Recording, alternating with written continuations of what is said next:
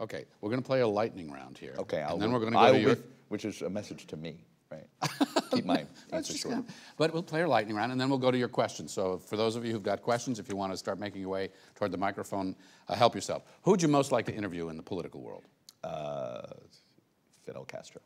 Fidel Castro. Yes. Have you asked? It's always Andrea's interview first. I'll just leave it at that. I'm not going to get in front of Andrea on that one. Whose job in the media would you most like to have? For a day, I'd like to do what Jon Stewart does without being a jerk about it all the time. To the media.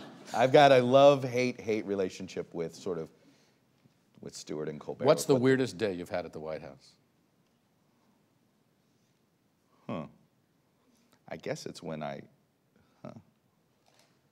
when I got called out for how I sneezed on national television. I'll give you an extra second to explain that. Well, remember during the whole swine flu, we had to reteach the country how to sneeze. You no longer could do this. You were supposed to sneeze like this.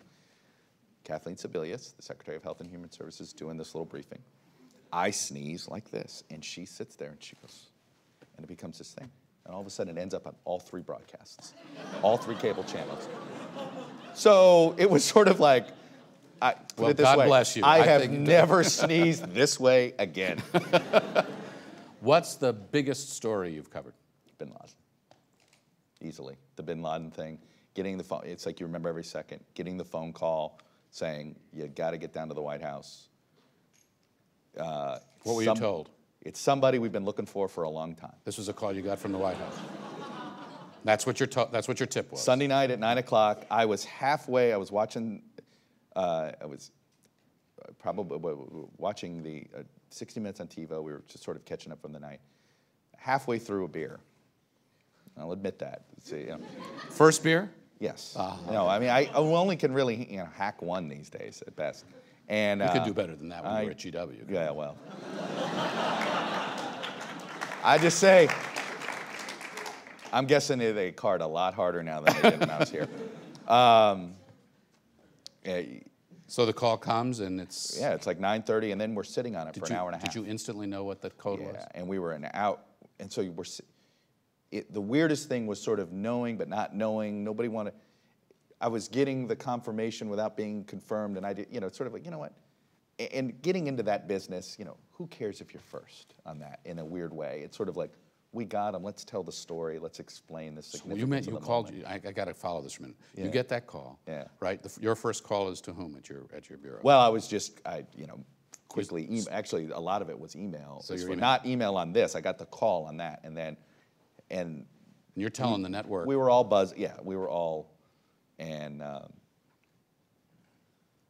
everybody, and then everybody was getting, to their credit, they were calling multiple people at our network and I think at other networks. So that, I think we were the first ones on for this. The first time we used our remote camera inside our White House booth.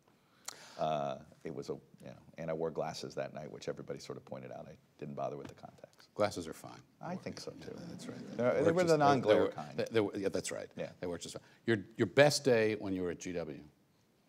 Best day at GW? High point of GW. I got to do a full French horn recital. That was just my solo with a symphony. No, I'm not kidding. With the sort of the it's a community symphony, or I don't know if it's still that way now, but it was before. It was the closest thing I was ever going to have to a symphony backing me up playing music. That was low point at GW. Cool. Not finishing.